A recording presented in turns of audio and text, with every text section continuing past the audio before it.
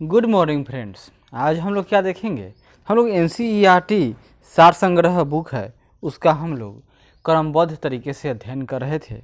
उसी कड़ी में हम लोगों ने geography of India, world geography, environment, फिर आपको पॉलिटी ऑफ इंडिया और साइंस एंड टेक और विज्ञान में फिजिक्स, इन सब के तमाम वीडियो बनाए जा चुके हैं। आज हम लोग क्या पढ़ेंगे?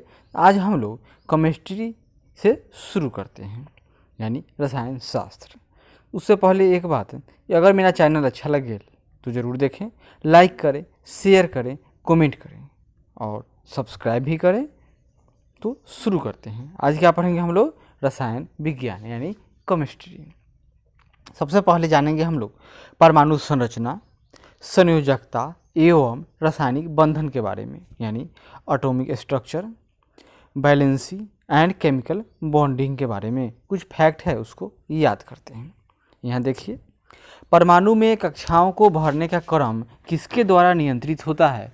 तो वह होता है ऑफ-बाउ सिद्धांत। क्या नाम था उनका? ऑफ-बाउ सिद्धांत के हिसाब से। एक कक्षा क्या है? यानी मान लेते हैं यह क्या है, यह केंद्र हो गया और इसके चारों तरफ इस तरह से क्या होंगे, तो इलेक्ट्रॉन चक्कर काटते रहते हैं। वही कुछ ब्लॉक होंगे, एसपीडीए, हम लोग उसके बारे में जानेंगे। उसी को परमाणु का कक्षा कहा जाता है। वे तत्व जिनकी परमाणु संख्या Z तथा द्रव्यमान संख्या A भिन्न हो, यानी परमाणु संख्या तथा द्रव्यमान संख्या भिन्न हो, परंतु उनके नाभिक में न्यूट्रॉन की संख्या समान हो, तो क्या कहलाएंगे? समान यानी सम, और न्यूट्रॉन समान यानी सम न्यूट्रॉनिक आइसोटोन्स कहलाते हैं। रासायनिक तत्व के परमाणु के संदर्भ में चुंबकीय क्वांटम संख्या का संबंध किससे है? तो चुंबकीय क्वांटम संख्या का संबंध अभिविन्यास यानी ओरिएंटेशन से है। परमाणु नाभिक के अवयव कौन है? तो नाभिक में यानी बाहर तो इलेक्ट्रॉन बाहर होता है, लेकिन केंद्र में प्रोटॉन और न्यूट्रॉन दोनों रहते हैं। ऐसे परमाणु जिनमें प्रोटॉन या इलेक्ट्रॉन की संख्या समान हो परंतु न्यूट्रॉनों की संख्या भिन्न हो, उसको क्या कहेंगे? उसको हम लोग समस्थानिक कहेंगे। और जिसमें न्यूट्रॉन और प्रोटॉन की संख्या समान हो वह समभारिक होगा। हीलियम के नाभिक में क्या होते हैं? तो उसमें 2 प्रोटॉन और 2 न्यूट्रॉन होते हैं। प्रोटॉन और इलेक्ट्रॉन के द्रव्यमान का अनुपात कितना होता है? तो प्रोटॉन एक इलेक्ट्रॉन से 1837 गुना ज़्यादा भारी होता है, यानी उतना मास होता है उसका।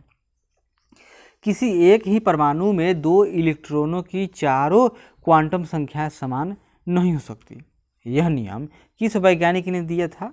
तो नाम याद कीजिए, पाउली ने। क्या नाम था इनका? पाउली ने। वह एकमात्र ऐसा तत्व कौन सा है जिसके समस्थानिकों के नाम भिन्न भिन्न हैं? तो वह है हाइड्रोजन, प्रोटियम, ड्यूटेरियम और ट्राइटियम।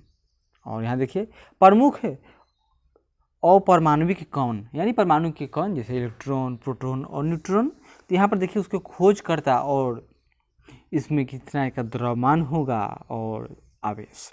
सिंपल याद कीजिए, इलेक्ट्रॉन निगेटिव चार्ज रहता है, प्रोटॉन पॉजिटिव रहता है, न्यूट्रॉन नाम ही न्यूट्रॉन यानी न्यूट्रल रहता है।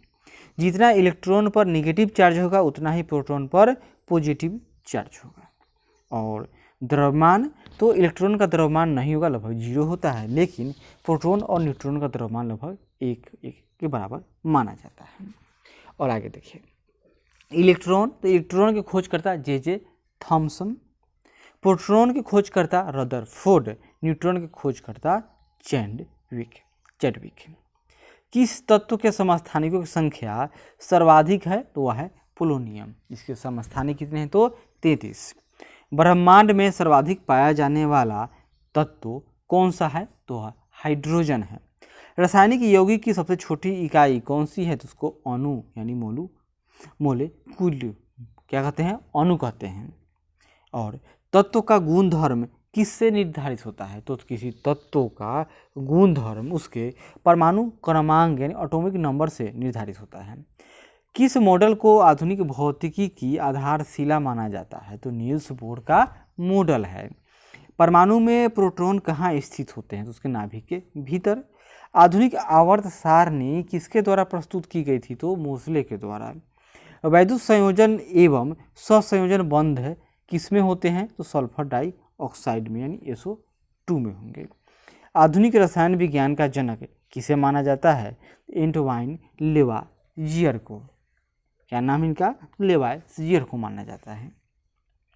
डाल्टन के अणु का क्या नाम दिया था? तो डाल्टन ने अपने अणु का नाम यौगिक परमाणु दिया।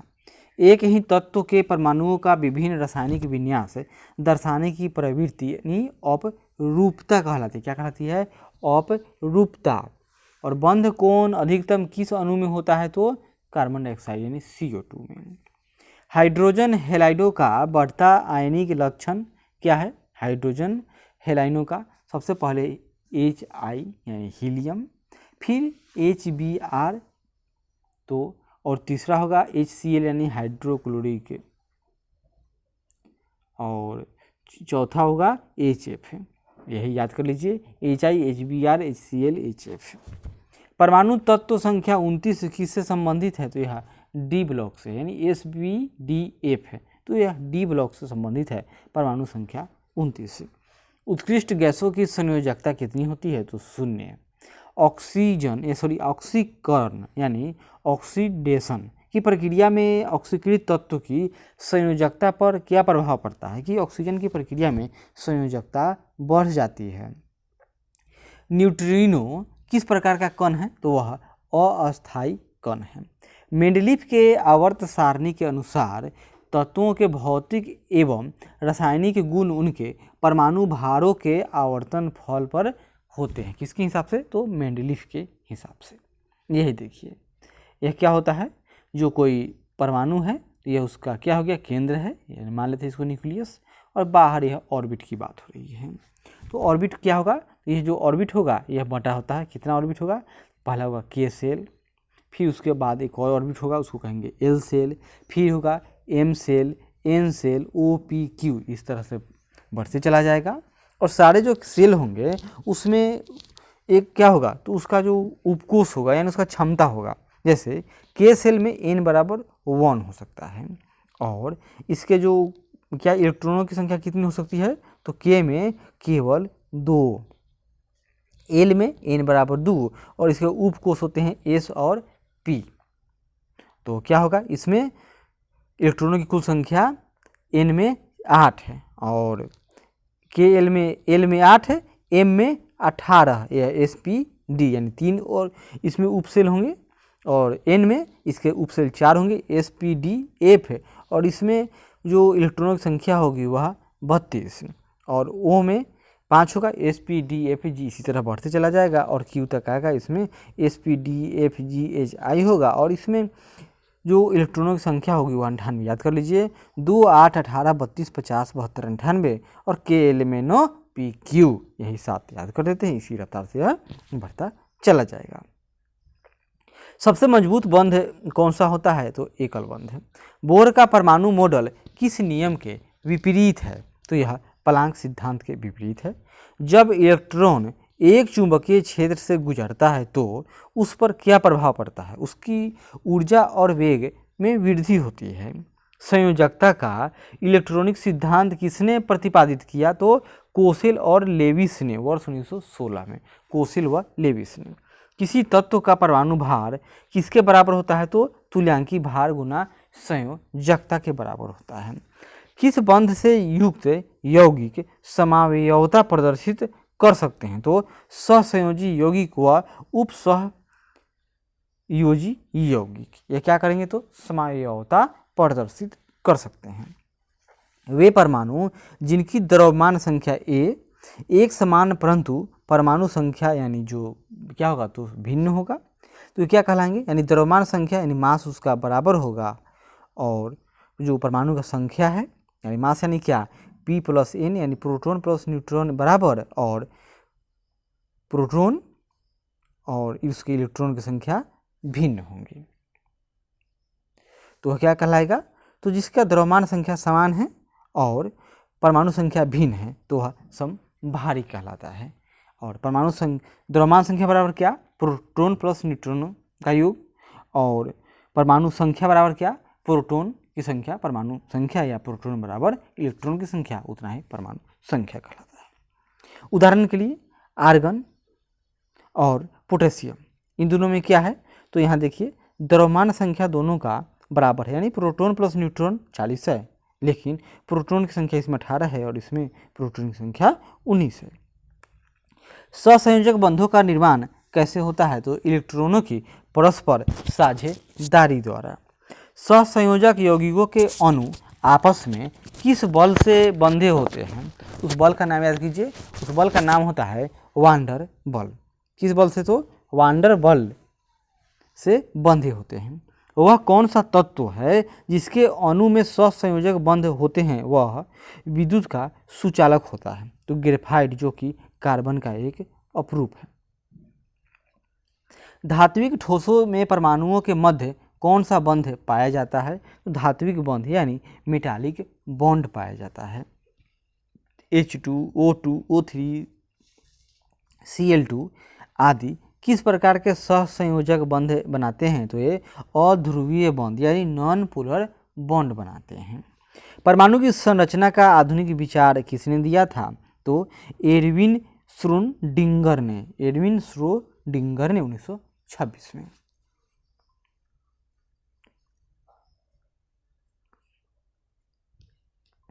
किसी कोष की क्रम संख्या क्या व्यक्त करती है, तो उस कोष में उपकोषों की संख्या, यानी उस सेल में सब सेलों की संख्या। अवोगाद्रो संख्या किसने ज्ञात की, तो जोसेफ लास्मिट। और सोडियम क्लोराइड में कौन सा बंध होता है, तो यह वैद्युत संयोजी बंध यानी इलेक्ट्रिकल कनेक्टिव बॉन्ड। किसी तत्व के परमाणु संख्या यानी एटॉमिक नंबर की बात है, वस्तुतः क्या है, तो परमाणु संख्या उसके नाभिक में उपस्थित प्रोटॉनों की संख्या है। संयोजी कोषा व संयोजी इलेक्ट्रॉन, तो प्रत्येक परमाणु का बाह्यतम कोष उसकी संयोजी कोष यानी वैलेंस सेल एवं उस कोष में उपस्थित इलेक्ट्रॉन संयोजी इलेक्ट्रॉन कहलाते हैं।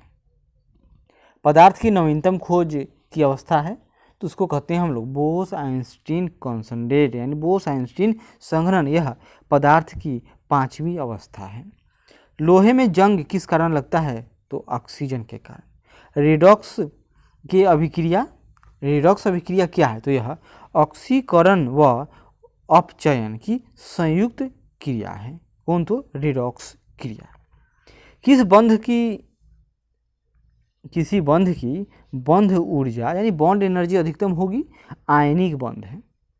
और 20 न्यूट्रॉन एवं 18 इलेक्ट्रॉन वाला कौन सा होगा, तो 18 इलेक्ट्रॉन है और 20 न्यूट्रॉन, यानी न्यूट्रॉन बराबर ही प्रोटॉन, तो प्रोटॉन नीचे लिखा जाएगा, यानी यह ऑर्गन होगा, और ऊपर इसका नीचे क्या हो गया, यह उसका परमाणु संख्या हो गया, और ऊपर यहाँ पर क्या लिखते हैं, परमाणु भार यानी द्रव्यमान, तो 18 और प्लस 20 यानी 38 होगा। परमाणु रिएक्टरों में प्रयुक्त यूरेनियम का परमाणु कौन है, तो वह U-235 है। इलेक्ट्रॉन का एंटी पार्टिकल होता है, तो पॉजिट्रॉन होता है। रदरफोर्ड के अल्फा कणों के प्रकीर्णन सिद्धांत के अनुसार नाभिक के अंदर परमाणु का द्रव्यमान और आवेश रहता है। किस यौगिक में विद्युत संयोजी सहसंयोजक एवं उपसहसंयोजक तीनों प्रकार के बंध पाए जाते हैं, तो अमोनियम क्लोराइड यानी NH4Cl और अमोनियम ब्रोमाइड NH4Br में। कोसा, उपकोसा एवं कक्षक यानी सेल, सबसेल एंड ऑर्बिट के बारे में थोड़ी जानकारी। इलेक्ट्रॉन जिस या जिन वृत्ताकार पथ में चक्कर लगाते हैं, इस तरह से उन्हें कोष या कक्षा कहते हैं। प्रत्येक कोष अथवा अधिक उपकोष प्रत्येक कोष एक अथवा अधिक उपकोषों में विभाजित होती है, जिन्हें SPDF और कोष जो उसको क्या कहते हैं हम लोग, तो के से शुरू होगा, ऊपर देख लेते हैं एक बार, यहाँ देखिए यही है। प्रत्येक कोष क्या है, तो यहाँ देखिए KLMNOPQ, तो प्रत्येक कोष क्या होगा, KLMNOPQ, और जो प्रत्येक कोष होगा उस कोष में क्या होगा, पहले वाले में उपकोष केवल S होगा, दूसरे में SP, तीसरे में SPD, चौथे में SPDF, पाँचवें में इसी तरह SPDF, अगला लेटर इसी तरह यहाँ आगे बढ़ता चला जाता है।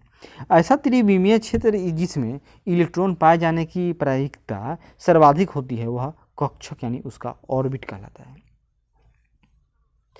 किसी कोशा में उपस्थित इलेक्ट्रॉनों की अधिकतम संख्या को डैश से प्रदर्शित करते हैं, तो यहाँ देखिए उसको 2n स्क्वायर क्या कहेंगे, 2n स्क्वायर से प्रदर्शित करते हैं, जहाँ n क्या होगा तो वह कोषों की संख्या होती है। अब आगे देखिए अम्ल, एसिड्स, क्षारक यानी बेस एंड साल्ट यानी लवण के बारे में कुछ फैक्ट है।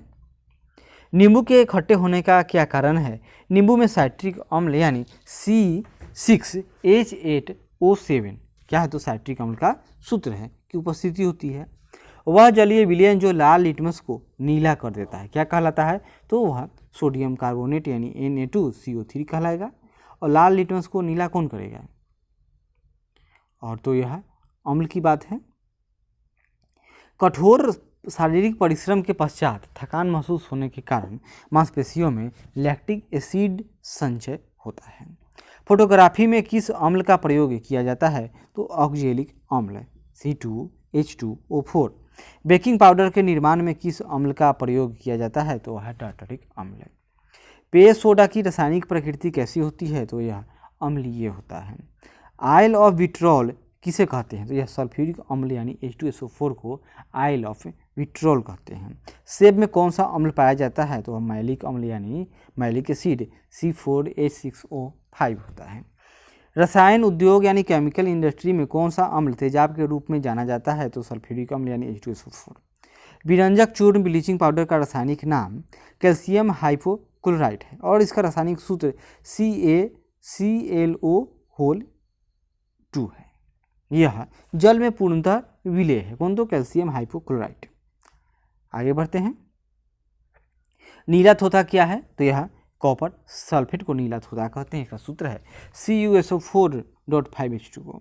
टूटी हुई हड्डियों को जोड़ने के लिए किस प्रयुक्त क्षारक का प्रयोग किया जाता है तो वह कैल्शियम सल्फेट हेमीहाइड्रेट। खाने का नमक किससे बनता है तो शक्तिशाली अम्ल व शक्तिशाली क्षार से। ऐसा अम्ल जिसमें ऑक्सीजन अनुपस्थित होती है उसको कहेंगे हाइड्रोक्लोरिक अम्ल यानी HCl। अम्लीय विलयन का pH मान कितना होता है तो 7 से कम। क्षारीय भूमि सुधारक के रूप में कौन सा रसायन कार्य करता है तो कैल्शियम सल्फेट CaSO4। दूसरे दही बनाने में किस अम्ल का प्रयोग किया जाता है लैक्टिक अम्ल का, उसका सूत्र याद कर लीजिए C3H6O3। खाद्य पदार्थों के परिरक्षण हेतु किस रसायन का प्रयोग किया जाता है तो वह है बेंजोइक अम्ल का प्रयोग होता है। स्वचालित वाहनों में प्रयोग होने वाली बैटरी में कौन सा अम्ल प्रयोग किया जाता है सल्फ्यूरिक अम्ल H2SO4। मृदा में सर्वाधिक अम्ल मुक्त करने वाला तत्व कौन सा है तो वह है अमोनियम सल्फेट। जिप्सम का रासायनिक नाम कैल्शियम सल्फेट होता है। महत्वपूर्ण अम्ल उनके स्रोत एवं उपयोग। पहला अम्ल यहाँ दिया हुआ है उसका स्रोत है और उपयोग साइट्रिक एसिड, सूत्र याद कर लेते हैं C6H8O7। स्रोत नींबू, संतरा और टमाटर, किसका तो सिट्रिक एसिड। और उपयोग धातु की सफाई में, खाद्य संरक्षण में, चमकदार नमक बनाने में। दूसरा एसिटिक एसिड CH3COOH। स्रोत सिरका, सिरका से क्या बनेगा एसिटिक एसिड। उपयोग खाद्य पदार्थों के परिरक्षण में। Formic acid HCOOH formic acid. यह स्रोत मधुमक्खियों व चींटियों के डंक में। उपयोग कार्बनिक संश्लेषण, रंगाई आदि में होता है। लैक्टिक एसिड C2H4OHCOOH यानी कि यह खट्टा दूध एवं दही में प्राप्त होता है लैक्टिक एसिड। खाद्य परिरक्षण में स्वाद कारक के रूप में भी इसका इस्तेमाल किया जाता है। स्कॉर्बिक एसिड यानी C6H8O6 स्कॉर्बिक एसिड, यह आंवला, पपीता, ब्रोकली में पाया जाता है और इसका उपयोग विटामिन C के निर्माण में। टार्टरिक एसिड C4H6O6, यह कच्चा आम, अंगूर, इमली, केला, अनानास आदि में पाया जाता है और उपयोग खाद्य पदार्थ में प्रतिऑक्सीकारक के रूप में इसका इस्तेमाल किया जाता है। ऑक्जेलिक एसिड C2H2O4, यह पालक और टमाटर से प्राप्त होता है ऑक्जेलिक एसिड। उपयोग कपड़ों की रंगाई में, बेकिंग पाउडर में, फोटोग्राफी में, जंग को हटाने में। नाइट्रिक अम्ल HNO3 फिटकरी व सोरा में इसका इस्तेमाल होता है, यानी उससे यह प्राप्त किया जाता है। एक्वारेजिया और विस्फोटक के निर्माण में, रॉकेट ईंधनों में व ऑक्सीकारक के रूप में नाइट्रिक अम्ल का इस्तेमाल होता है। बोरिक एसिड HCdBO3 या बोरेक्स, ओरासाइट, शराब आदि बनाने से यह प्राप्त होता है और इसका उपयोग गेहूं संरक्षण में, फाइबर ग्लास के निर्माण में, कीटाणुनाशक व लुब्रिकेंट के रूप में इसका इस्तेमाल होता है। लुईस इलेक्ट्रॉनिक सिद्धांत के अनुसार अम्ल वह यौगिक है जिसमें इलेक्ट्रॉन युग्म स्वीकार करने की प्रवृत्ति होती है।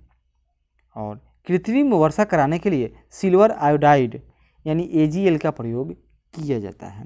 कॉपर सल्फेट का जलीय घोल अम्लीय क्यों होता है? जल अपघटन के कारण। जल की कठोरता किन पदार्थों से दूर की जाती है? तो सोडियम कार्बोनेट व कैल्शियम हाइड्रोक्साइड के द्वारा। चींटी के काटने पर जलन क्यों महसूस होती है? क्योंकि चींटी द्वारा फॉर्मिक एसिड यानी HCOOH का स्राव कर दिया जाता है। कौन सी गैस अग्निशामक के रूप में प्रयोग की जाती है? Carbon dioxide.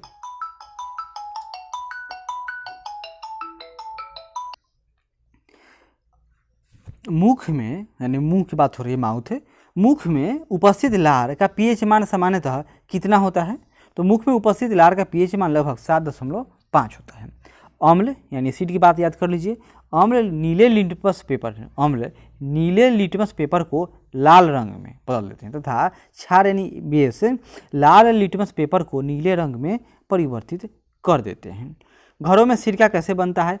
स्टार्च के किण्वन से। सिरका कैसे? घरों में स्टार्च के किण्वन द्वारा। कोका कोला में किस अम्ल की उपस्थिति के कारण खट्टा स्वाद होता है? तो फास्फोरिक अम्ल के उपस्थिति से। शुद्ध जल का पीएच मान 7 होगा। अचार के परिरक्षण हेतु उसमें कौन सा अम्ल मिलाया जाता है? तो वह होगा एसिटिक एसिड या सिरका कहिए। अम्लों व क्षारों की पहचान के लिए मुख्यतः किन पदार्थों का प्रयोग किया जाता है? तो लिटमस पेपर, फिनाप्थेलीन व मेथिल ऑरेंज का इस्तेमाल होता है। क्षार लाल लिटमस पेपर को नीले रंग में, मेथिल ऑरेंज को पीले रंग में, फिनाप्थेलीन को गुलाबी रंग में सब क्षार परिवर्तित कर देते हैं। वायु में किसके अधिक सांद्रण के कारण अम्ल वर्षा होती है? SO2 व NO2 यानी सल्फर डाइऑक्साइड व नाइट्रोजन ऑक्साइड के कारण। यहाँ देखिए, मैग्नीशियम हाइड्रोक्साइड का जलीय विलयन क्या है? उसका नाम याद कर लीजिए, मिल्क ऑफ मैग्नीशिया। किसके द्वारा पीएच मान को मापा जाता है? तो सोरेनसन के द्वारा पीएच मान को मापा गया था। कौन? तो सोरेनसन, याद कर लीजिए। गंध सूचकों के रूप में मुख्यतः प्याज व वनीला का प्रयोग किया जाता है। सोडियम क्लोराइड यहाँ लवण है और उसका उपयोग है। सोडियम क्लोराइड यानी NaCl मतलब साधारण नमक उपयोग भोजन निर्माण व अचार के परिरक्षण हेतु अत्यधिक ठंडे देशों में जमी हुई बर्फ को पिघलाने हेतु। सोडियम हाइड्रोक्साइड NaOH, तो यह कास्टिक सोडा का नाम है, यानी सोडियम हाइड्रोक्साइड बराबर कास्टिक सोडा शुद्ध NaOH। और यह साबुन, कागज, अपमार्जक के निर्माण में, पेट्रोलियम शोधन में, कपड़ा निर्माण उद्योग आदि में इसका इस्तेमाल होता है। कैल्शियम हाइड्रोक्साइड यानी CaOH2 यानी चूने का पानी, इसका इस्तेमाल चमड़ा उद्योग में, अम्लीय मृदा, जल एवं गंदे नालों के उपचार में इस्तेमाल होता है। और सोडियम कार्बोनेट यानी धवन सोडा, धोने वाला सोडा है, Na2CO3, इसका इस्तेमाल कांच, कागज, साबुन एवं ईंट निर्माण उद्योग में आर्द्र अभिकर्ता के रूप में होता है। और सोडियम बाइकार्बोनेट यानी NaHCO3 यानी बेकिंग सोडा। सोडियम बाइकार्बोनेट यानी बेकिंग सोडा, ये खाने वाला सोडा है। और सोडियम कार्बोनेट यानी धोआवन सोडा, धोने वाला सोडा। तो खाने वाला सोडा यानी सोडियम बाइकार्बोनेट NaHCO3, इसका इस्तेमाल अग्निशामक में, भोजन निर्माण में, खमीर बनाने में होता है। विरंजक चूर्ण CaOCl × Cl यानी ब्लीचिंग पाउडर, यह स्विमिंग पूल की सफाई करने में, पेयजल के कीटाणु शोधन में ब्लीचिंग एजेंट के रूप में इसका इस्तेमाल होता है। कैल्शियम सल्फेट हेमीहाइड्रेट यानी CaSO4.5H2O यानी प्लास्टर ऑफ पेरिस, इसका इस्तेमाल टूटी हुई हड्डियों के प्लास्टर करने में, जोड़ने में, गृह निर्माण में, सतह को चिकना बनाने में, खिलौना के निर्माण में होता है। स्वर्णकारों द्वारा आभूषण निर्माण की प्रक्रिया में निर्मित एक्वारेजिया यानी अम्लराज किन रसायनों का मिश्रण है? तो यह नाइट्रोजन अम्ल एवं हाइड्रोक्लोरिक अम्ल का मिश्रण है। लिटमस किससे प्राप्त होता है? तो लाइकेन से। शुद्ध जल में उपस्थित हाइड्रोजन आयन धनायन के सांद्रण का मान कितना होता है? तो यह 10⁻⁷ एक अज्ञात गैस जल में शीघ्रता से घुल जाती है। गैस युक्त जलीय घोल में लाल लिटमस नीला हो जाता है। यह गैस हाइड्रोजन क्लोराइड के साथ सफ़ेद धूम भी देती है। तो यह अज्ञात गैस कौन है? यह अमोनिया यानी NH3 है। कुछ समान पदार्थ का pH मान है, याद कर लीजिए। समुद्री जल, इसका pH मान 8.4 है, यानी यह क्षार है। रक्त हल्का क्षार है 7.4, लार 6.5 यानी अम्ल है। यह दूध, इसका pH मान 6.4 है, यानी यह भी अम्ल है। मूत्र, इसका pH मान 6 है, यानी यह भी अम्ल है। श्राव, इसका pH मान 2.8 है। सिरका, यह इसका pH मान 2.4 और नींबू इसका pH मान 2.2, यानी नींबू सबसे अधिक सख्त अम्ल है और समुद्री जल सबसे अधिक खारा यानी क्षार है। कपड़े पर से जंग के दाग को हटाने के लिए ऑक्जेलिक अम्ल विलयन, यहाँ देखिए, कपड़े पर से जंग के दाग को हटाने के लिए ऑक्जेलिक अम्ल विलयन का प्रयोग किया जाता है। अब इसके बाद हम लोग देखेंगे धातुएं, इसको अगले वीडियो में। तब तक आशा करते हैं कि यह प्रयास अच्छा लगे तो जरूर लाइक करें, शेयर करें, कमेंट करें और सब्सक्राइब करें।